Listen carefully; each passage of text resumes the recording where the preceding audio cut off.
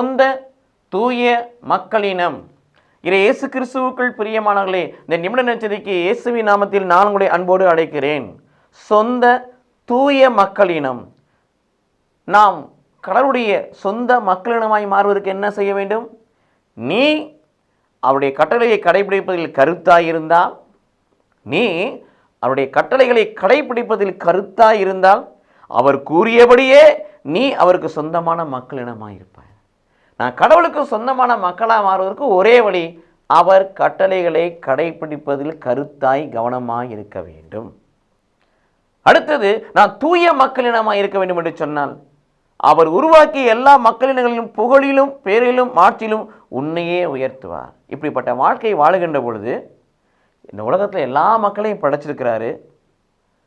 அந்த மக்களினங்களிலே புகழ்ச்சியாய் புகழிலும் பேரிலும் மாட்சியிலும் உன்னையே கடவுள் உயர்த்த வேண்டும்.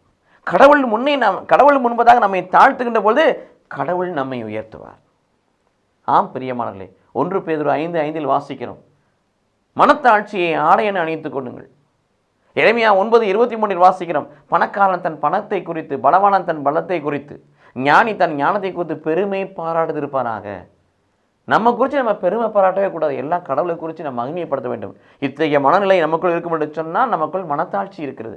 அந்த மனத்தாட்சி உள்ளவரை எல்லா புகழிலும் எல்லா பெயரிலும் எல்லா மாட்சியிலும் கடவுள் உயர்த்துவார். இத்தகைய அனுபவம் யாருக்குள் இருக்கிறதோ அவர்கள் தூய மக்களினமாயிருப்பார்கள்.